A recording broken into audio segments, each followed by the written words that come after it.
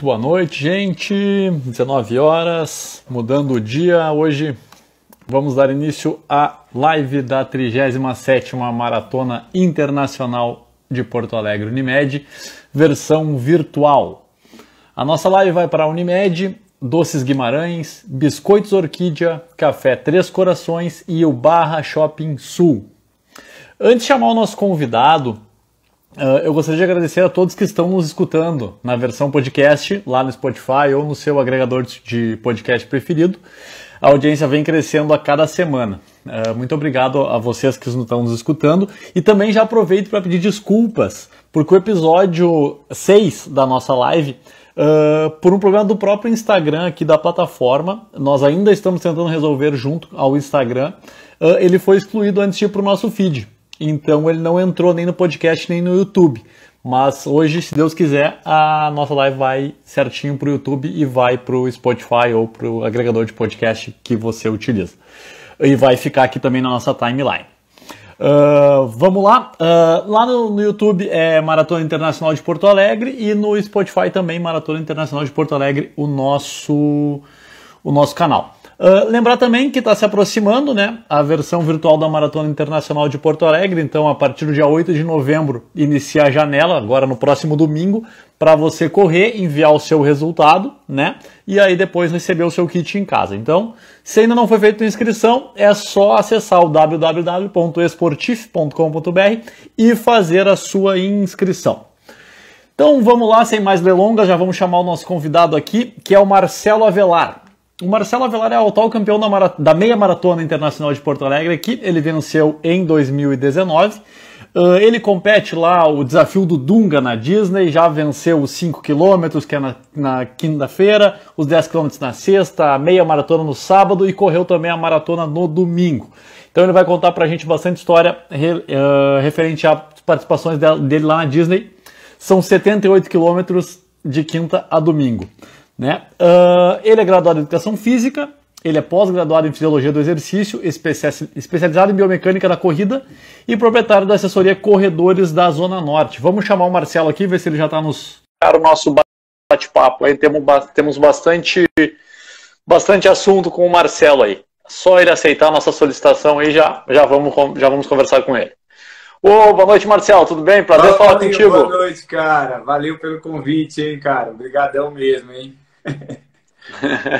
Bacana. Marcelo, para a gente começar o nosso bate-papo aqui, a gente sempre... Deixa eu baixar um pouquinho a minha câmera que está cortando aqui. Aí. Sempre que a gente começa o nosso bate-papo aqui, eu pergunto como é que a corrida entrou na vida da pessoa que está sendo a nossa convidada. Mas, como tu foi jogador de futebol antes de ser corredor, eu quero saber como é que o esporte entrou na tua vida. Queria que tu te apresentasse, da onde tu é, como é que começou a tua vida no esporte. Vou contar um pouquinho. Primeiramente, obrigado pelo convite, né? Valeu mesmo. Tava, na verdade, quando eu vi algumas lives da maratona, eu até falei, poxa, cara, seria interessante, porque a minha história com Porto Alegre, na edição que eu fui participar, eu sempre tive vontade, né? E a edição que eu fui campeão foi a edição que eu não fui para participar, na verdade, eu fui para dar estrutura para os meus alunos. Apesar de estar muito bem treinado na época, eu fui voltado totalmente para atender os meus alunos, mas como eu percebi que estava tudo em ordem, a prova, a estrutura da prova foi muito fácil, deixar tudo organizado sexta e sábado, então eu falei, pô, vai sobrar esse tempo aí para eu correr. Eu tenho grandes amigos, né? Tem o Matheus Trindade, o próprio Adélio, que foi um trunfo ali bem legal ali nós três na meia. Então eu gostaria muito de contar essa história, mas antes a corrida para mim começou assim, eu vim do futebol, meu pai hábito de futebol, e eu vivia ali, ele ia apitar os jogos lá na Bahia e eu ia junto com ele lá, Vitória da Conquista, lá no interior. Então, quando ele ia apitar os jogos, eu fazia companhia pro meu pai, nos intervalos ficava batendo uma bolinha, correndo para lá, para cá. Então, o esporte na minha vida, ele sempre foi uma forma muito ativa, né? Foi uma vivência muito grande. Então, foi a partir daí que eu comecei a me apaixonar pelo futebol, porque o meu pai tinha um sonho de ter um filho jogador de futebol, e aquela história que a gente tem na Bahia lá, né? Vamos fazer o que o pai da gente sempre quis, uns querem ser médico, outros engenheiros, seguir a carreira do pai. E eu queria estar mais próximo do meu pai como jogador de futebol e tentar trazer uma vida melhor, né? Trazer uma vida financeira melhor. Naquela época, só parecia que financeiramente só era rentável para quem jogava bola. Então, eu seria uma chance de salvar, talvez, ali a lavoura, né? Salvar a família, trazendo uma condição melhor. E foi quando teve um teste do Guarani de Campinas na minha cidade. Eu fui selecionado e fui jogar em Campinas. É uma longa história, não deu certo, Paulinho, não deu certo em Campinas. Fui morar uma época na rua, morei uma semana na frente do supermercado Sé, que não existe mais, inclusive. Fiquei lá porque não tinha alojamento, mas eu tinha sido dispensado, não queria voltar para a Bahia e fiquei segurando aquilo. Até que eu fui para a Portuguesa, da Portuguesa eu fui para Amsterdã, joguei segunda divisão em Amsterdã, depois joguei segunda divisão em Boston. Então, assim, rodei vários times, mas a corrida, vira e mexe, ela estava na minha vida porque eu precisava manter o meu condicionamento, porque eu sempre fui aquele jogador de correr bastante, nunca fui um jogador muito técnico, mas como eu corria muito, então eu precisava sempre manter ali a forma, então a corrida foi aparecendo para mim, para minha vida dessa forma, né? E quando tu jogou futebol, tu parou realmente por falta de oportunidade ou teve alguma lesão, alguma coisa que te fez abandonar o futebol de vez, assim?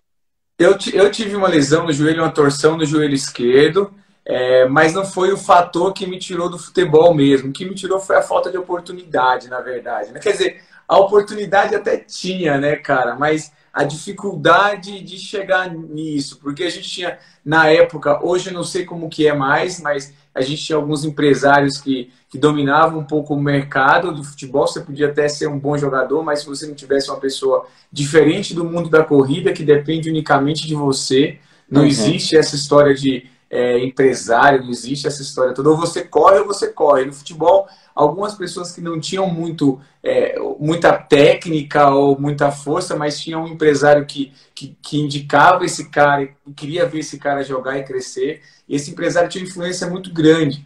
E eu não tinha esse aparato, né? Eu não tinha nada que chamasse muita atenção para ter um investimento de um empresário. Então, às vezes a oportunidade até acontecia a oportunidade, mas eu não tinha condições de me colocar ali por conta desse mercado que era uma competição que não era tão legal. E era assim, outra coisa que é interessante, Paulo, o futebol é uma coisa que é um esporte, é uma modalidade coletiva. Então, quando eu fui para um time menor, a equipe às vezes não dava bem, não rendia bem, a culpa era do time inteiro. Então, às vezes eu estava muito bem, estava bem condicionado, estava bem tecnicamente, estava taticamente, respeitava muito, só que quando chegava na hora, a minha equipe, o conjunto inteiro, a gente não conseguia ganhar, aconteceu em alguns clubes isso, e aí recaía a culpa em cima do time inteiro. Na corrida, é diferente porque eu vou para a prova e depende unicamente de mim. Se eu chego lá na largada e largar bem, correr bem, o resultado vai depender de mim. Então, se não tiver no dia bom, a culpa é minha. Se tiver no dia também, a culpa é minha. Então, eu não dependo mais de 10 outras pessoas que estão ali também entregando a rapadura, né? Deixando a bola cair, a peteca cair. Depende só de mim. Então, essa é a diferença, a principal diferença. E a minha falta de oportunidade, quer dizer, a oportunidade existia, a minha falta de encaixar essa oportunidade no momento da vida que eu passava, ele não aconteceu. Bacana, bacana. E aí como é que foi a entrada na corrida então? Como é que a corrida, claro, a corrida entrou como preparação, como um acessório do futebol, mas como é que começou a corrida na tua vida começou como um lazer, começou a perder peso, como é que ela começou na tua vida? E que idade tu tinha quando tu começou a correr? Eu participativamente. 28, cara, 27 por aí, mais ou menos, que eu comecei a entrar mais na corrida, né? Porque o que eu fazia? Quando a gente estava sem clube, eu ficava dando aquelas corridinhas leves lá para poder manter, para poder não engordar, e quando eu tivesse a oportunidade de jogar no clube, eu ia estar bem, eu não ia estar fora de forma, eu ia estar ali apresentável para o clube. Então, nessas corridas aí, cara, eu me enchi de dívida, cara, porque o tempo foi passando, eu tentava viver uma vida que já não era mais minha. Então, por exemplo, eu tinha um salário e aquele salário não existia mais, então eu ia para balada e para poder entrar na balada eu dava uma camiseta da Portuguesa para o gerente da balada, ele me colocava no camarote, e eu vivia uma vida que já não era minha, já não fazia parte da minha realidade. Então eu tinha um carro que eu estava com o carro devendo o carro inteiro, eu tinha o condomínio do apartamento já para ir para ali. Eu tinha uma vida que já não era minha e eu já não estava mais conseguindo sustentar aquilo. Estava complicando cada vez mais, porque sem clube, mas eu saía, continuava saindo com os amigos, eu continuava pagando ainda de jogador de futebol e tentando uma coisa que já não era minha, essa história já não me pertencia e eu seguia dessa forma tentando. E aí foi quando eu comecei a correr, ia desistir geral de tudo isso, ia voltar para a Bahia, conheci a Márcia, que é uma aluna minha até hoje, que falou para mim, não vai embora não, faz assim, ó, fica aqui em São Paulo, corre comigo devagarzinho na rua, e durante essas corridas, todo mês eu te dou um dinheirinho, e você vai se mantendo aí, vai comendo, vai pagando as suas contas. E foi nessa que uma vez ela me levou para uma corrida de rua de 10 quilômetros, e cara, assim, foi bem surpreendente, porque as corridas tinham um nível técnico muito alto, e nos primeiros 10 eu fui muito bem. E as pessoas achavam que eu treinava especificamente para correr. Eu não treinava para correr, eu corria para manter para o futebol. Mas aí me despertou que algumas pessoas vieram me procurar no final da corrida e perguntar de que equipe eu era, se eu já tinha alguém que me treinasse e tal. Então começou a sentir um pouco de vontade. Aí a Márcia foi lá e falou, para você não ir embora, por que você não faz educação física? Então ela falou, faz educação física e eu vou, todo mês, ao invés de te pagar, eu pago o boleto da faculdade. E, cara, ela começou a pagar o boleto da faculdade, eu fui, me formei, comecei a aplicar a parte científica da faculdade dentro da minha vida como atleta, comecei a aplicar o que eu aprendia na parte lá da faculdade, aplicar, e comecei a gostar do negócio, fui para outra prova, fui para outra, e comecei a fazer muita coisa que fosse referente à corrida de rua. A Márcia, ela é minha aluna até hoje, cara, é uma história surpreendente, porque hoje ela tem alguns problemas de saúde, né? Foi até uma reportagem que saiu no Globo Esporte na época, porque ela estendeu a mão para mim num momento muito importante. Sim. E hoje eu continuo com ela, os horários dela são os mesmos, a minha rotina com ela é a mesma. Nessa época da pandemia, eu segui dando aulas para ela pelo celular, aula online, de uma forma remota, por conta da imunidade dela.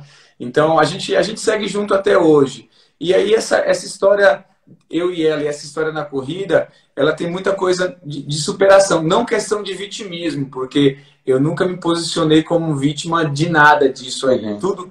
Tudo isso foi uma busca de uma melhoria de vida para a minha família, de um aprendizado como profissional, que eu queria realmente crescer. Isso, jamais eu falei assim, poxa, eu fui um cara que sofri muito nos alojamentos. Imagina, tudo isso eu conto como questão de aprendizado para mim e questão de força. E para hoje eu consegui entender o que a molecada passou no futebol, o que as pessoas passaram na vida, e consigo realmente valorizar um por um, de tudo, de atletismo, de esporte. O cara do esporte hoje, a gente conhece o Alberi, a gente conhece uma galera de ponta que está no esporte aí, que sofre bastante, que sofreu bastante para levar o nome do atletismo do Brasil à frente. E aí, às vezes, a pessoa encontra aquela pessoa embaixo de um pórtico de chegada, de uma largada, e não sabe tudo que tem por trás disso aí. É muita história, né, cara? É muita superação. Sim. Nada de vitimismo, nada de vitimismo, mas é muita superação.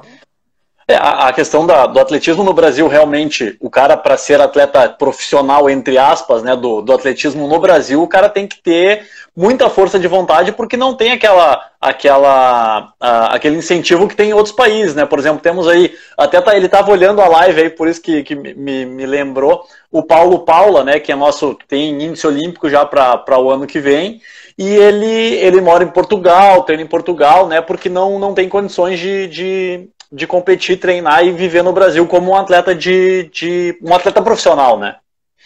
O Paulo é uma referência mundial, né, cara?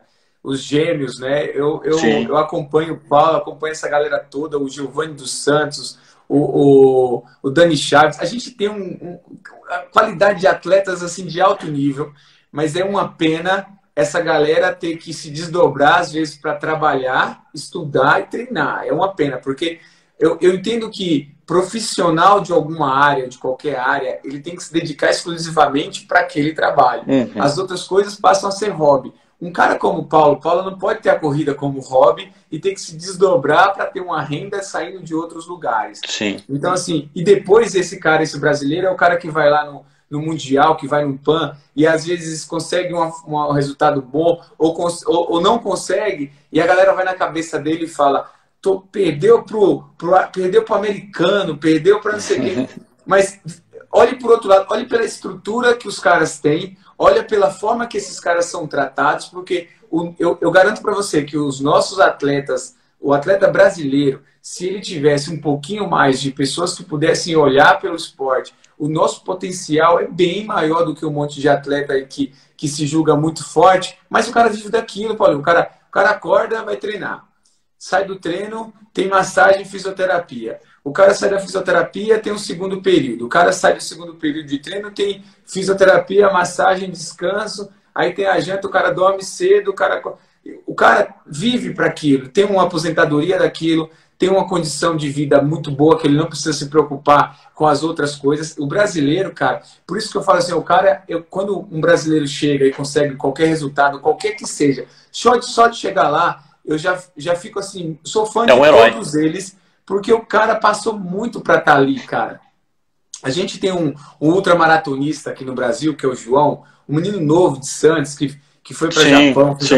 Pô, o João é um talento. O João é um talento, só que o João, qualquer coisa, ele vai ter que talvez abandonar a carreira, porque o João precisa estudar. O João precisa trabalhar, senão ele vai passar necessidade na vida. Infelizmente, a gente tem um governo que tem dinheiro pra caramba para investir no esporte e não investe. Isso sem contar que a gente não pode pensar também assim, atletas de ponta, mas a gente tem também uma galera que hoje em dia está na rua porque não tem o esporte como uma parte fundamental da vida, uma ocupação, colocar um esporte nessas crianças para crescer, ocupar a mente. Boa parte não estaria na rua e poderiam ser grandes talentos, porque a gente tem no Brasil caras que são raçudos, caras que conseguem realmente estar no destaque mundial do atletismo. Mas nós temos uma... Não, exatamente, nós temos uma miscigenação incrível aqui e falta investimento na base realmente para que essa galera consiga explodir no esporte, né? E essa gurizada que vem crescendo e aí chega lá, faz 17, 18 anos, tem que optar por trabalhar, por estudar ou por nenhum dos dois, às vezes, né? E aí não consegue treinar, não consegue se dedicar para o esporte, então é bem complicado mesmo. E aí eu acredito que seja uma coisa bem interessante tu falar um pouquinho, claro que teve a Márcia na tua vida, que até o pessoal estava comentando aí, que foi um anjo na tua vida que te ajudou sempre. Como é que ela, tu já comentou que ela te deu a oportunidade de ingressar na faculdade de Educação Física, né? E como é que foi cursar essa faculdade de Educação Física? Tu entrou já um pouco mais velho, começou a cursar a faculdade, tu conseguiu terminar no tempo certinho, uns 4 anos, demorou mais, demorou menos? Como é que foi essa história na faculdade? Eu consegui concluir no tempo certo, graças a Deus, mas para mim foi um choque muito grande, por quê? Porque eu comecei a estudar de manhã com uma turma que estava acabando de sair do ensino médio lá, 17, 18 anos, e eu me sentia assim, bem fora do contexto, né, cara? Só que eu comecei a ganhar respeito dentro da faculdade porque eu já tinha um conhecimento nas modalidades esportivas, né? Porque eu fui um cara... Inclusive, o meu TCC da faculdade foi sobre iniciação esportiva precoce. Por quê? Eu trabalhei muito na minha infância inteira, desde os 8 anos, eu joguei hand, basquete, eu corria, chutava bola, jogava vôlei, gude, pipa, peão. Então, assim, tudo que diz respeito a gesto motor, de arremessar, de chutar, de saltar, eu tive essa oportunidade de conhecer. E na faculdade a gente encontrava um pessoal de 18 anos, 19 anos, que foi iniciado somente, vai jogar bola, vai ser ginasta, vai ser isso. Então os caras, eles eram meio travados em algumas coisas de modalidade e foi onde eu consegui conquistar um pouco a confiança dessa galera e depois também nas aulas práticas, né? Pô, o Marcelo corre, todo mundo me colocava como referência. Ah, essa pista? Não, se fosse o Avelar faria essa pista em 1 minuto. Então, eu acabei virando uma referência para eles no quesito de modalidade prática. Na teoria eu não tinha muito tempo, porque eu tinha que me dedicar ao trabalho, então a teoria eu estudava a teoria para poder trazer o conhecimento, fazia a leitura de artigos científicos, porém, na parte prática era onde eu destacava dentro da faculdade, e isso foi interessante. A Márcia continuou sendo um anjo da minha vida, inclusive ano retrasado eu tive a oportunidade de correr uma prova que foi a Paris-Versalhes, que foi uma prova que eu ganhei. Vamos chegar nela também. Ganhei, você correu ela? Não, nós vamos chegar nela na nossa timeline aqui, tá programado para falar dela. Vou contar essa história depois, porque beleza. É uma prova que eu ganhei a viagem, né? Eu ganhei uma viagem para Paris com direito ao acompanhante em uma corrida que eu fiz em Salvador, que a premiação era essa, de um shopping lá, e aí eu ganhei essa viagem, inclusive tinha direito ao acompanhante, e eu levei a Márcia comigo como acompanhante. Ah, que bacana. E é uma história bem louca essa história, viu, cara? Eu me desdobrei. Se você acha que correr... Ó, eu já corri. Quando o pessoal pergunta pra mim, porque esse final de semana eu fiz... Domingo, anteontem, eu fiz 32K. Rodei 32 para 3,36.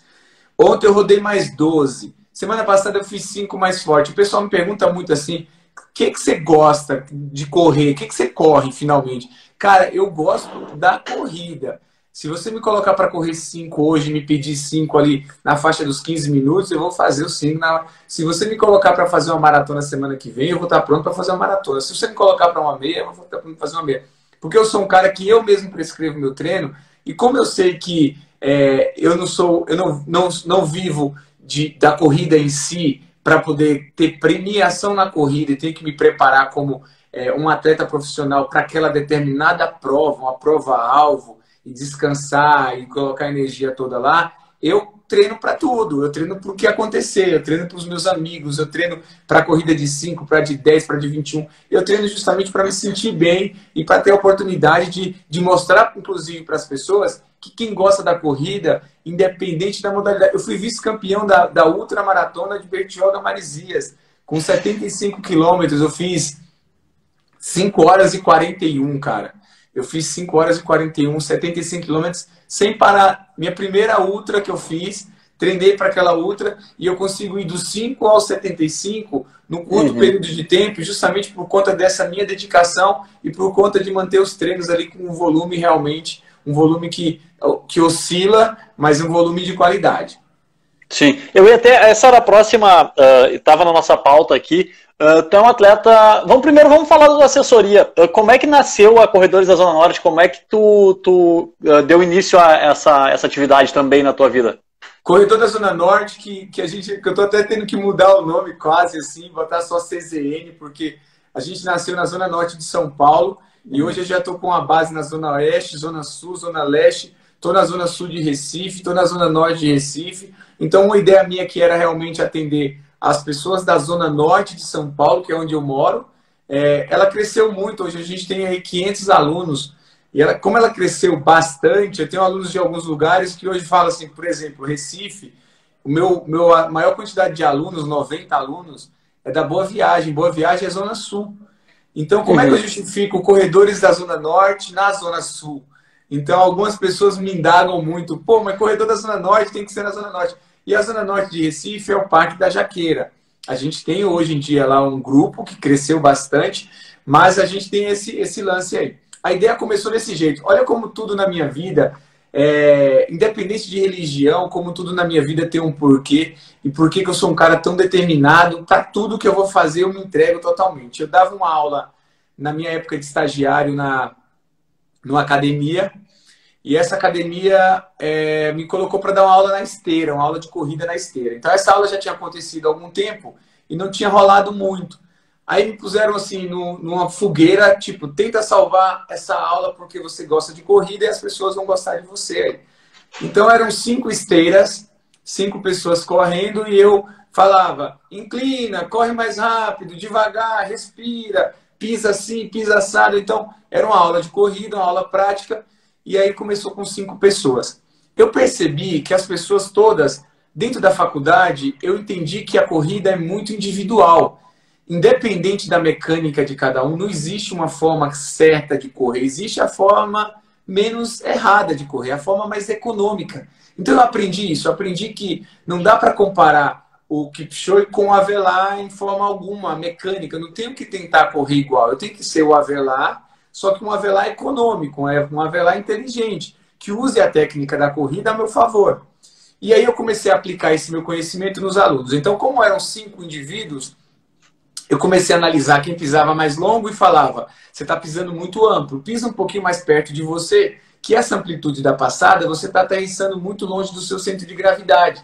Você está gastando energia. O que pisava muito perto, que eu percebia que tá... Eu fui corrigindo a técnica e fui individualizando os treinos. O outro professor colocava todo mundo no 8. Aí o cara que não consegue correr no 8 desanimava. Todo mundo no 8. O cara que já corre no 12 desanimava, porque ele queria correr mais, não progredia. E eu individualizei os 5 treinos. Eu falava, fulano, põe no 9,5, você põe no 7,3. Então, eu conseguia ali administrar os 5 e fazer com que os 5 se sentissem corredores de verdade, sem que eles precisassem passar pelo ridículo. Ou de forma nenhuma, menosprezar o cara que está começando agora. Tinha gente que eu falava, sua esteira vai no 5. No 5 eu posso andar, não é aula de corrida, mas hoje em dia quem corre começou caminhando. Ninguém começou já correndo. As pessoas começam devagar. E essa aula virou 10 esteiras com um mês. E aí a dona da academia chegou, passava uma fita zebrada nas 10 esteiras e falava, essas 10 é para aula de corrida e essas 5 aqui da frente é para o pessoal aquecer para a musculação. E aí eu comecei com 10, lotava as 10 e algumas pessoas iam para 5 esteiras. Ouvia o meu comando, mesmo estando fora da esteira que seria da aula, ela ouvia eu falando e fazia. E ninguém podia tirar ela de lá porque ela estava usando a esteira da academia. E aí a dona da academia me chamou um dia e falou assim, olha, a gente está com um problema. Eu falei, pô, é um problema bom. Eu pensei, ela vai comprar mais 5 esteiras. Ela foi e tirou minha aula, cara. Ela falou, ó, sua aula está causando problema. O pessoal da musculação está brigando com o pessoal do aeróbio. Então a gente vai tirar sua aula. Se você quiser, pode montar um grupo ali na rua. É perigoso, tal, mas você pode montar um grupo lá e aí você segue. Então, eu não tinha condições, eu fui como estagiário ainda, eu não podia por conta da fiscalização do CREF, eu esperei amadurecer mais um pouco, tirei o CREF, peguei uma mesa emprestada de uma padaria, que eu não lembro, não esqueço disso, peguei uma mesa de madeira, Paulinho, carreguei a mesa, olhei para a avenida, olhei para um lado, olhei para o outro, várias opções na avenida de lugares, de coisas, e eu coloquei aquela mesa naquele lugar, com uma garrafinha de água em cima, e uma aluna me perguntou como é que era, eu falei, você mesmo. Como é que é? Eu falei, você vai saber agora que é um grupo de corrida, você é minha primeira aluna, e você vai correr, vai dar a volta ali, aí eu anotava quanto tempo ela fez, aí uma garrafinha de água que eu levava para ela, ela tomava, uma aluna, 2, 3, 500 alunos. Eu estou no mesmo lugar que eu coloquei a mesa no primeiro dia, e a gente cresceu bastante. Acabei que eu virei prestador de serviço dessa academia, a academia teve que terceirizar o serviço de corrida e eles acabaram me contratando para prestar esse serviço terceirizado. E hoje a academia é minha parceira, os meus alunos da assessoria, eles podem usar os vestiários da academia e em troca os alunos da academia têm desconto para treinar com o meu grupo de corrida. Acontece muito isso, dos alunos procurarem. Então a gente se tornou parceiro e acabou crescendo bastante da assessoria. O foco da assessoria principal é corrida e é justamente isso, cara. É um ambiente muito familiar, a gente tem funcional 2 vezes por semana. O nosso funcional é um funcional que é diferente, é um funcional voltado para a corrida. Por exemplo, eu falo muito assim, ó, o cara quando vai correr, a academia é muito bom. É uma parte importante para o cara que corre. Só que quando você sabe aquele aparelho que você empurra as pernas, que chama leg press, por exemplo? Dou um exemplo do leg press ou da cadeira extensora, porque toda academia tem uma cadeira extensora. Eu adoro esse exemplo. Toda academia tem uma cadeira extensora. E aí, por exemplo, quando você chuta na cadeira extensora, que você faz a extensão do joelho, você está trabalhando o quadríceps. Ótimo, quadríceps sendo trabalhado. Na corrida, quando você vai correr, qualquer que seja a distância, você não recruta só o quadríceps de forma isolada. Quando você está correndo, você recruta quadríceps, panturrilha, peitoral para fazer a expansão e melhorar a respiração. Você recruta os ombros, você recruta o dorsal para manter. Então, quando eu vou fazer a corrida, eu não recruto nenhum grupo muscular de forma isolada. Jamais. Não dá para correr usando só o quadríceps isolando o glúteo. Então, o funcional de hoje, e até para quem estiver na live aí, que não entenda como uma propaganda minha, mas comece a pensar e pedir para que seu professor, que seu treinador, inclua exercícios multiarticulares que tragam o gesto da corrida para o mais próximo possível. Eu vou agachar, então que você agache e movimente os braços. Não adianta nada você ficar agachado lá e agachou. Na corrida, a força que você está fazendo na perna Tá, beleza, mas se você não fizer o movimento de braço, vai sentir falta, vai sentir diferença lá, porque também tem gasto energético com o movimento de braço. Se você movimentar o braço com os dedos contraídos, você está gastando energia demais. Se você movimentar os ombros e passar os ombros na frente do corpo, você vai correr oscilando. Se você saltar muito, você vai fazer uma oscilação vertical. Então, tudo que eu vou fazer dentro da corrida, eu preciso reproduzir esse gesto técnico de alguma forma. Então, a corrida não é só correr, não é só intervalado, longão e tal. A corrida não é só pôr um tênis e fazer isso. A corrida é... Olha lá, alguém falou que a Avenida Brasileira já passou a chamar Marcela Vera. O que é isso, gente? Depois eu vou contar uma história sobre... Vou contar essa história sobre essa Avenida Brasileira, que você vai entender um negócio como a corrida e como o corredor tem que ter todo o respeito em qualquer lugar que ele vai. É um negócio sério. Então, falando desse tipo de funcional... Você que é corredor, exija com que seu treinador ou procure vídeos ou que você tenha acesso, onde você se aproxime do gesto técnico da corrida. Dessa forma, você vai conseguir reproduzir. Outra coisa, treino de força na academia.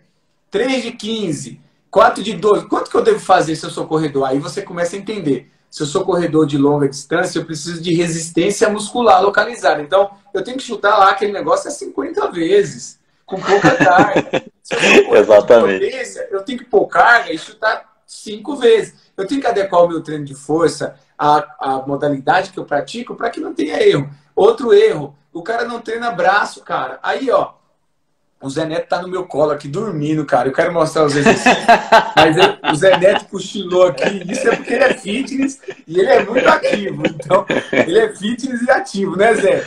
Zé, bora. Vamos, Zé. Você é o cachorro fitness, velho. Me ajuda aí. Você não nasceu pra isso. Você não nasceu pra dormir, cara. Você é fitness. Então, por exemplo, eu quero mostrar... Não, peraí. Eu quero mostrar um agachamento, por exemplo. Aí esse agachamento, ó, vou mostrar pra você, você me permite aqui, hein, cara? Claro, claro, fica à vontade, fica à vontade. Então, agachamento. É um agachamento, pronto, agachou. Só que, pro cara que vai correr, ele tem que agachar e tem que mexer os braços. Por exemplo, se o meu peitoral estiver fraco, eu não consigo ficar com o peito aberto para melhorar a minha respiração. Eu vou fazer isso aqui, ó. Eu vou fazer isso aqui, ó, na hora que eu estiver correndo. Aí eu comprimo a minha traqueia. A respiração fica comprometida. As minhas costas. Então, o trabalho que eu chamo de trabalho braçal também tem que ser feito. Então, o cara vai lá e treina só os cambitos. Vai na academia porque ele acha que o treino tem que ser só de perna. E aí ele vai lá e treina só perna porque a corrida exige da perna. Mas ele não treina braços. E é importante treinar braços. A história da Avenida Brasleme. A Avenida Brasleme é a avenida onde os corredores da Zona Norte treinam atualmente, né? Desde sempre. E para você que é corredor, que está assistindo a live, entenda como a gente tem uma importância muito grande para os ambientes, para a sociedade, para a segurança, para tudo isso. A Avenida Brasleme era uma avenida da Zona Norte que tinha alguns problemas, às vezes, de comércio. Os comércios não ficavam, não dava certo. Alguns caras ficavam fumando maconha no meio do canteiro. A gente tinha um grande número de assaltos, coisinhas pequenas. Quando a gente começou a correr na Brasleme, cara, a Brasleme se transformou. Porque aí vieram 200 alunos. Vieram outras 3 assessorias para a Brasleme com o passar do tempo. Veio uma, depois veio outra. A gente acabou povoando a Brasleme. Quando a gente povoou a Brasleme, aquela galera que estava do meu lado de outras assessorias, eu nem entendi como concorrente, eu entendi como parceiro. Porque a gente gerou segurança para os outros alunos. Os caras que fumavam no canteiro foram embora, desapareceram. Nem renovou, porque eles se renovam, né? Sim, na vida, sim. Eles não se renovaram, parou por ali, foi aquela safra. Ou pararam de fumar e começaram a correr, né? Pô, cara, eu até acho. A turma era maior.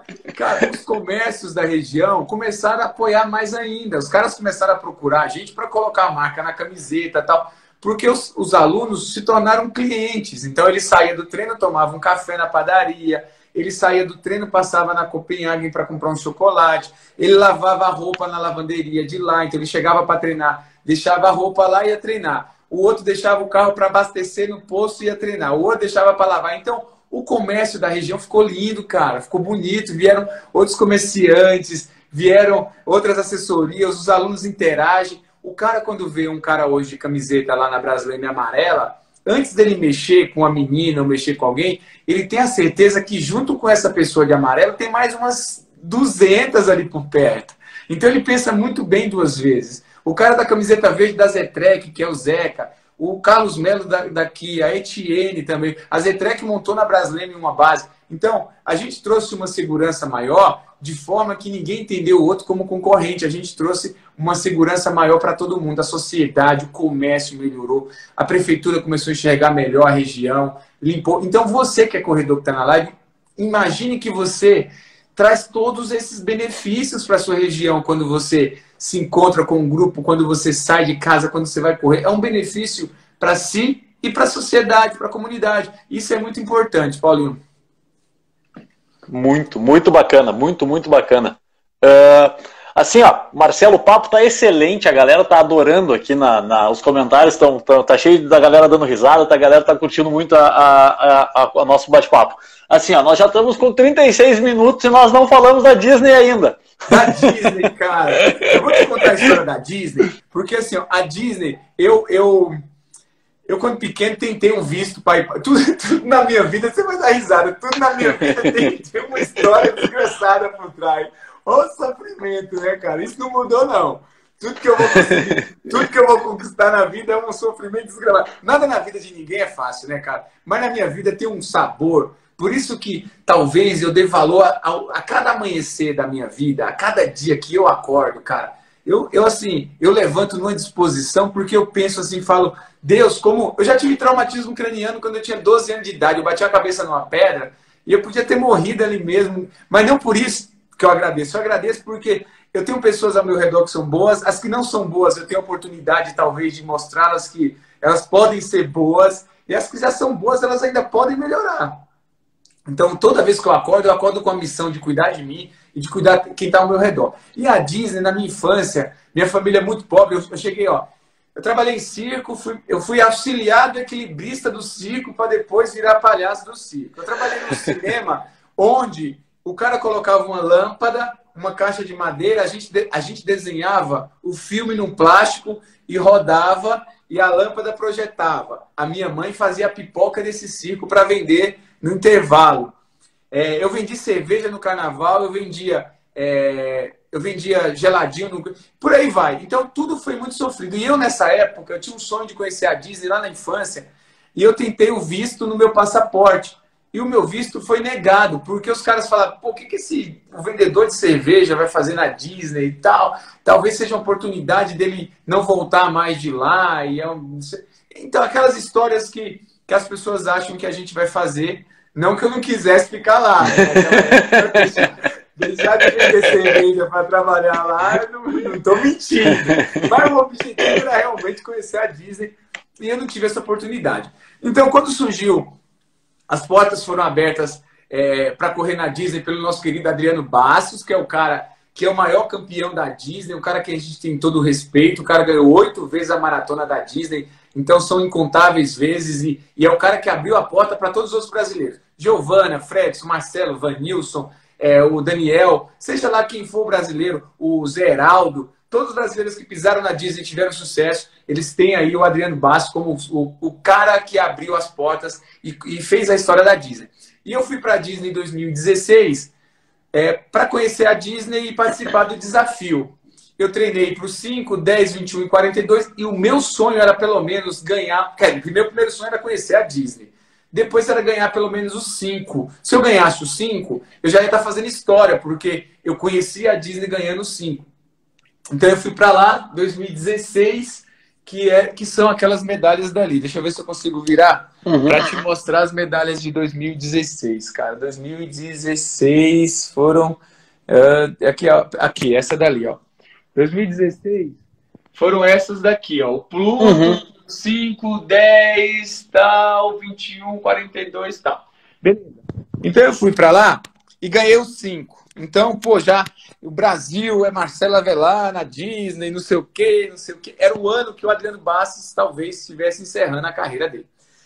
Aí eu fui, passeei no parque, o pessoal não passeia não, descansa que amanhã tem os 10. Eu falei, imagina, não vou ganhar os 10. Cara, ganhei os 10. Rapaz, ganhei os 10. E assim, tempos muito bons. Eu fiz 31 nos 10 para ganhar os 10. Já tinha feito os 5 em 16. tinha um pouco mais que 5, aí ganhei os 10. Quando eu ganhei os 10, eu falei, gente, já entrei para a história, porque nunca ninguém, naquelas 23 edições, nunca ninguém tinha ganho 2 provas em dias consecutivos. Então, a primeira vez que alguém ganhou 2. E esse cara fui eu, e eu já estava na história da Disney de qualquer forma. E aí eu falei, amanhã tem 21. 21 eu vou de forma comemorativa. Que nada, eu fiz 1h09. 1h09 e ganhei os 21, cara. E aí, eu lembro que quando eu estava para cruzar a linha de chegada, o locutor começou a gritar, falando assim, falava inglês, e meu inglês é muito, muito ruim, né, cara? Mas eu entendia que ele falava, lá vem ele de novo. O cara que ganhou 5, os 10, lá vem ele ganhando os 21, e eu ganhei os 21. E aí eu entrei para a história por ter ganho 3 dessas provas. Existe o desafio das 4 provas. Há quem diga que não existe premiação. É uma coisa assim... se existe desafio, existe um campeão do desafio. Então, eu não entro muito nesse mérito, porque já deu muita polêmica de gente falar assim, não, ninguém nunca ganhou desafio porque o desafio propriamente não existe. Então, assim, eu fico naquelas assim, eu me considero... É tanto que o Daniel, agora o brasileiro, ano passado, o Daniel ganhou e consagrou-se como campeão do desafio.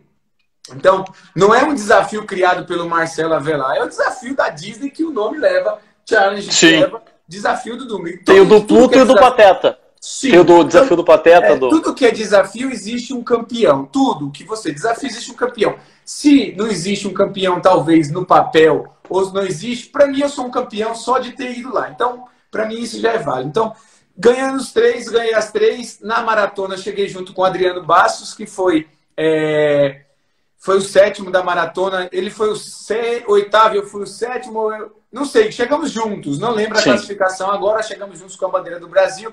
Era a despedida dele. E eu fiquei ainda entre os 10 da maratona. Isso foi 2016. 2017 eu não fui por falta de fundos, né? Não tinha como bancar essa história toda de Disney. Acaba sendo um pouco cara porque você vai por conta. Ganhei dinheiro, ganhei grana com a Disney porque eu representei algumas marcas me pagaram, me bonificaram, marca de tênis, marca de roupa. Eu virei meio que um gibizinho ali com várias marcas e é assim mesmo que a gente ia viver para pagar minha passagem, minha viagem. Da segunda vez, as marcas me deram uma grana, mas falaram, talvez fique muito caro, tal. Então, naquela história, eu optei em ficar. E em 2018, que foi quando foi a edição comemorativa de 25 anos da Disney, eu deixei para voltar nela. E aí, quando eu cheguei lá, falaram, jamais alguém vai fazer o que ele fez. Tentaram em 2017, não deu muito certo. Um cara ganhou 5, o Vanilson ganhou os 10, não teve os 21, foi o ano que os 21 foi cancelado. Ah, sim. Como tudo na minha vida é assim, então eu mais uma vez dei sorte, porque eu tô sendo o atual campeão da meia de Porto Alegre porque não teve esse ano, eu ganhei ano passado, eu continuo sendo campeão. Então exatamente. Campeão. Então, beleza. Exatamente. Igual a meia de João Pessoa lá, que eu sou recordista, fui recordista ano passado, esse ano não teve, eu continuo sendo recordista, então deixa tudo como tá. E aí, em 2018, quando eu voltei para lá, falaram que ninguém ia ganhar de novo aquilo. E eu fui lá, ganhei os 5, ganhei os 10 e, cara, parou tudo para assistir os 21. Parou tudo. O meu Instagram travava, bloqueava, eu não conseguia, porque a própria Disney não entendia como alguém ia tentar fazer aquilo de novo. Então, tentaram de todo jeito. Um canadense na chegada. Cara, foi duro. E eu fui, ganhei os 5, os 10 e os 21. Inclusive, foi o meu recorde nos 21 com 1h07. Fui lá e fui recordista do meu melhor tempo nos 21. Isso depois de ter corrido os 5, os 10 e os 21. Beleza. 2019 eu fui de novo, mas não deu certo, porque um cara ganhou de mim nos 10. Eles não deixaram. Os caras fizeram comigo o que eles fizeram com o Vanilson. O ano que o Vanilson ia ganhar a maratona, eles puseram um americano. Contrataram um cara muito forte. Eu tava lá, foi nesse ano que eu ganhei os 5, os 10 e os 21, 2018, que eu tava com o Vanilson lá batendo papo, e era o ano do Vanilson ganhar, e o Vanilson não ganhou, não porque ele foi mal, o Vanilson foi melhor do que quando ele foi vice, só que puseram um americano do índice técnico altíssimo. Eu acho que foi a melhor marca da Disney, eu acho, essa desse americano, eu acho que foi, né, foi a melhor marca da Disney. Os caras falaram, vamos parar com essa brincadeira, a Giovana ganha tudo, o Adriano Bastos ganha tudo, o Fredson ganha, só tem brasileiro, então vamos parar o Vanilson aí. Eu já tinha ganho as 3, se o Vanilson ganhasse, Puseram um americano Sim. lá contratado, o americano foi e ganhou, deixou o Vanilson em segundo, que também para mim foi uma grande vitória do Vanilson, foi ter ficado em segundo ali com aquele índice técnico. Em 2019 eu não ganhei os 10, porque eu ganhei os 5, os caras puseram um cara só nos 10. O cara não correu os 5, não correu os 21, nada. O cara foi para os 10. E o cara me surpreendeu, porque o cara não tinha... Ó, você que está assistindo aí a live, nunca menospreze um cara com um Garmin de cabeça para baixo e com a blusa de fio na mão. O cara largou, o cara usava um Garmin, Paulinho, e a tela do Garmin estava virada aqui, ó. E uma blusa de frio na mão. E o pessoal me cutucou e falou assim, ó, é esse cara aí que você tem que pegar. A briga tá entre vocês dois. Eu falei, esse cara com esse Garmin virado ao contrário e com essa blusa de frio na mão, na largada. Eu falei, será que vocês não estão confundindo? Não, é esse cara. Presta atenção nele. Eu falei, gente do céu, tá bom, vamos prestar atenção. O cara saiu, largou o primeiro quilômetro para 2,54, mais ou menos. Eu acompanhei o cara e falei, esse cara não vai aguentar. Quando deu o primeiro quilômetro, ele me cortou assim, ó, entregou a blusa de frio pro treinador dele na grade. Aquilo me deixou assim, putz, grila, que coisa estranha. Ele correu 1 quilômetro a 2,54 com essa blusa de frio na mão. Imagina sem essa blusa agora. E o cara continuou. E o relógio para baixo é porque ele fazia isso e eu tinha que fazer isso aqui para virar, para olhar, ó. E o cara só fazia isso, ó. E o cara fazia só isso no relógio. Então, aquela tela aqui, ó, facilitava ele só virar o pulso. Enquanto eu virava todo o corpo, ele fazia só isso.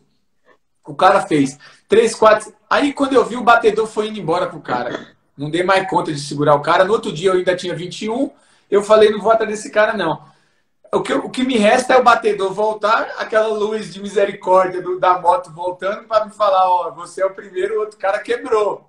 É claro que a gente não vai torcer para o primeiro quebrar. Mas numa situação dessa, vale título. Eu não podia deixar. Mas o cara não quebrou, não, velho. O cara foi embora naquele ritmo que ele largou. O cara foi, ganhou os 10. Ganhou com os melhores tempos, assim. Ganhou com 30 minutos baixo. Eu não faria aquele tempo nem se eu tivesse descansado. Meu recorde nos 10 é 31,20. Eu não tenho mais baixo que isso. Então, eu não conseguiria pegar o cara nem se eu quisesse. O cara ganhou os 10, aí eu fui e ganhei os 21. E aí, como o cara só correu os 10, eu fui o único que correu 5, fui vice dos 10, fui vice, fui lá, ganhei os 21 e ainda fui o 7º na maratona. Então, mais uma vez, eu me consagrei campeão do desafio do Dunga, porque nenhuma outra pessoa que correu o desafio às 4 provas chegou tão teve perto colocações melhores. Resultados. Então, independente de ter regulamento ou não estar no regulamento, porque tem no regulamento, só não lê quem não quer. Só não lê quem não quer. Mas isso aí são outras coisas, sim, porque a gente gosta de discutir, de falar de coisas boas, de coisas alegres. Exatamente. E me diz uma coisa, tá, beleza. Daí tu correu lá a Disney, e aí antes ali eu te interrompi mais atrás da nossa live aí, que tu tava falando de Paris-Versalhes. E eu quero que tu conte tua aventura na Disney e em Paris-Versalhes, daí. A Disney de Paris. Tudo é uma aventura. Ó, eu vou virar aqui e vou mostrar rapidinho, porque aí a galera precisa ver isso aqui, ó. Isso aqui, essa medalha, é uma medalha chamada de Castel de Chateau. Ela tem aqui do lado Paris e Estados Unidos sendo representado, que é o castelo da Disney. Você só ganha essa medalha se você correr no mesmo ano a Disney em Orlando e a Disney lá em Paris. Aí você ganha essa medalha aqui. Então, eu já tinha corrido em janeiro essa Disney daqui, ó, que foi a Disney de Orlando. Corri em janeiro essa daqui. E queria ganhar esse troféu, ganhar essa medalha ali, que é um pouco diferente. Aí me surgiu essa prova, que é uma prova linda, Paris-Versalhes, que ela larga daqui da Torre Eiffel e ela vem chegar no Castelo de Versalhes. E o percurso é mais ou menos isso aqui mesmo, ó, cara. Larga descendo, depois você sobe e chega no castelo lá de Versalhes. Isso aqui foi dia 23 de setembro. 23 de setembro foi a mesma data que eu corri essa aqui. E aí eu vou explicar para você. Vou explicar o que aconteceu. Foi aquelas 3 ali que virou 5. É um negócio bem doido. Eu ganhei a viagem para ir correr a Paris-Versalhes. Então, eu, por obrigação contratual, eu tinha que correr ela. Beleza. Ela ia acontecer dia 23 de setembro, um domingo. E eu descobri que no final de semana que eu ia estar lá, ia acontecer o desafio da Disney de Paris, que é 5, 10 e 21. Só não tem os 42, mas tem 5, 10 e 21. Então eu fui lá, era sexta, sábado e domingo. Eu me inscrevi no desafio, mas eu falei assim, ó, eu vou correr só os 5 e os 10. No dia do 21 é o dia da Paris-Versalhes. Eu tenho que correr a Paris-Versalhes e eu tenho que estar com a Márcia nesse dia, porque a Márcia era a minha convidada, era a minha acompanhante. E eu não ia deixar a Márcia sozinha. Então, eu fui para lá para fazer isso. Quando eu cheguei lá, na quinta-feira eu descobri que a largada da Paris-Versalhes era 10 da manhã. Eu falei, cara, que bênção na minha vida. Então eu falei, então eu vou correr os 5, os 10 e os 21 da Disney, que a largada é 6 da manhã. Saio dos 21, se eu acabar em 1 hora e pouco, eu vou acabar às 7h30. Pego a premiação se rolar e vou direto para a torre e manda a Márcia me esperar na torre. A Márcia correu os 5 dessa aqui. E aí foi isso que aconteceu. Eu corri os 5, ganhei. Corri os 10, ganhei. E perdi os 21, cara. Para um cara que também só correu os 21. Um chileno que acabou com minha graça lá lá de Paris. Beleza, o cara. E eu pensei em desistir, cara. Eu nunca desisti, ó, Paulinho. Marcelo Avelar, nunca desistiu de nenhuma prova. Nenhuma. Nem de 5, nem de 10, nem Disney, nem Brasileiro, nem Circuito das Estações. Nenhuma prova eu nunca desisti. Por mais que eu não tivesse legal, eu sempre fui até o final, levei no espírito esportivo. Para mim, nem sempre. Tem gente que é assim, ó. Tá lá entre os 5 primeiros, tá ótimo, tá lindo.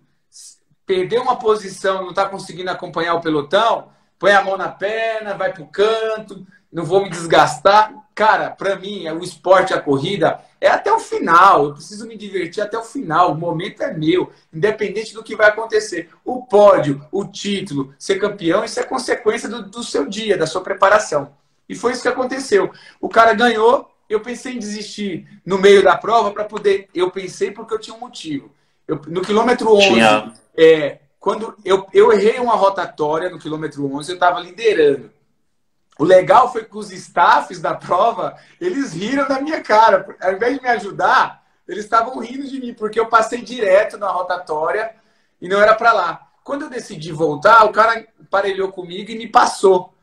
Eu já não estava legal. O cara já ia me passar de qualquer forma. Aquilo veio um balde d'água na minha cabeça. E aí eu falei, pô, agora eu vou desistir. Eu vou guardar energia e tento ganhar Paris-Versalhes, que é daqui a pouquinho. Eu vou levar isso aqui como um aquecimento.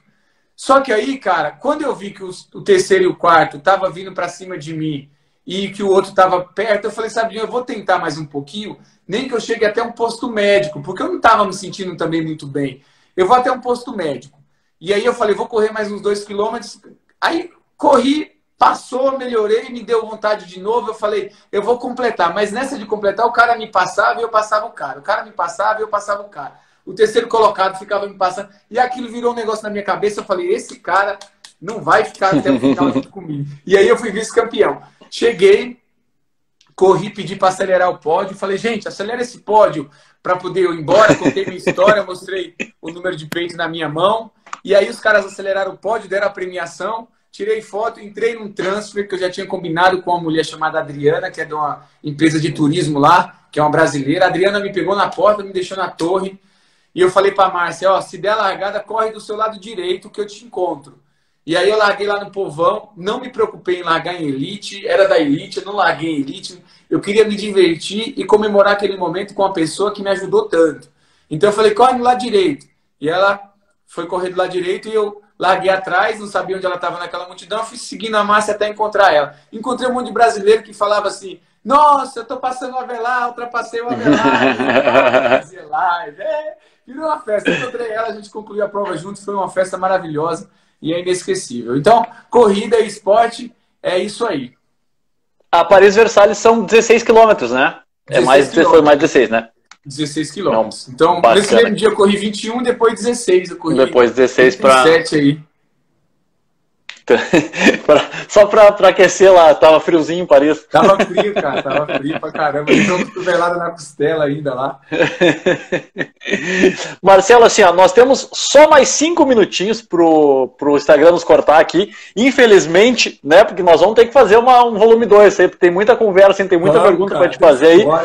Nós vai ter que voltar pra gente conversar de novo. Só pra te rapidinho, assim, falando um pouquinho da pandemia, eu vi que tu fez um monte de live durante a pandemia, tu tava todo dia no Instagram, eu entrava no Instagram, tava ali, Marcelo Avelar ao vivo, lá, todo dia. Como é que foi para motivar essa galera, teus alunos e a ti mesmo durante a pandemia nos treinos e nas lives? Como é que foi isso aí para ti? Eu me senti mais motivado ainda do que... Eu tive live com mais de 600 pessoas, cara. E eu continuo fazendo até hoje. A live continua, é claro que ontem eu fiz, deu 70 pessoas, mas é o meu treino. O que as pessoas entenderam durante a pandemia é que era o meu horário de treinar e eu só ligava o celular e disponibilizava o meu treino para a gente treinar junto. Então, era o meu momento e se eu não tivesse a ajuda deles, eu acho que a ajuda foi até mútua. De outra pessoa na tela para quando acabar o treino falar, pô, foi legal, vamos de novo, vamos de novo. Aí eu cheguei a bater quase 70 lives, cara, de quase 1 hora de treino. Então, a pandemia aí me ajudou bastante. Financeiramente foi muito legal. Não as lives em si, mas a repercussão que deu. Eu acabei gravando vídeos para ESPN, para algumas marcas. Algumas marcas me pediram material, viram que eu estava nessa pegada de realmente não tira nem o sofá, não tira nem... Não, tá em casa mesmo. Levei na cabeça, falaram mal da minha decoração, falaram mal... Mas ó, eu entrei na casa do rico, do pobre, eu vi por aqui, eu vi casa de reboco, eu vi casa com lustre caro, eu vi... O treino chegou para muita gente, foi interessante, muita gente conseguiu sair dessa quarentena mais forte. Foi um aparato assim, e nem eu larguei eles, nem eles me largaram. Então, foi mão dupla, eles me ajudaram bastante. E sobre a maratona de Porto Alegre, deixa eu falar minuto. A maratona de Porto Alegre que eu ganhei, cara, você não tá entendendo? Que era um sonho meu, pelo menos, ganhei a meia maratona de Porto Alegre. Foi a primeira vez, eu ganhei a Disney quando era 25 anos. Eu ganhei a Disney quando foi a comemoração dos 90 anos do Mickey. Eu ganhei a Disney pela primeira vez. E eu ganhei a meia maratona de Porto Alegre, a primeira vez que foi passando na televisão ao vivo. A minha mãe, ela achava que eu ia tropeçar na perna do Matheus e do Adélio. Quando acabou a corrida, a minha mãe, no meu celular, tinha um monte de WhatsApp dela falando assim, ó, da próxima vez fica um pouquinho mais longe deles, meu filho. Toda hora eu estava assistindo a televisão, achei que vocês iam cair, isso é perigoso e tal. Então, foi a primeira vez que foi transmitido, foi muito bonito. Foi uma organização maravilhosa. O Matheus Trindade, durante a prova, abandonou num trecho, ficou eu e o Adélio. Então, o Adélio é um corredor muito bom. O Adélio tinha ganho de mim aqui em São Paulo, uma Rolling Stones aqui em São Paulo, e eu estava bravo com ele. Ele veio daí para cá para ganhar de mim aqui. E aí eu fui e tive a chance de ganhar do Adélio, que é um parceirão. Esses caras do Sul correm muito. A Companhia dos Cavalos, o Rodrigo, essa galera tem todo o meu respeito, tá bom? Obrigado pelo convite. Conte sempre comigo aí. Se tiver volume 2, a gente senta para contar causas de história aí, porque tem história boa, viu? Vamos só para contar a história. Próximo vai ser só para contar a história e a gente espera daí em 2020 e 2021, dia 20 de junho, tá marcado. A gente te espera por aqui. Na Maratona de Porto Alegre. Não precisa ir. Fala com o Adélio, não precisa ir, não. Valeu, cara. Beleza, Marcelo. Te agradeço, foi sensacional. Valeu. Valeu, abração.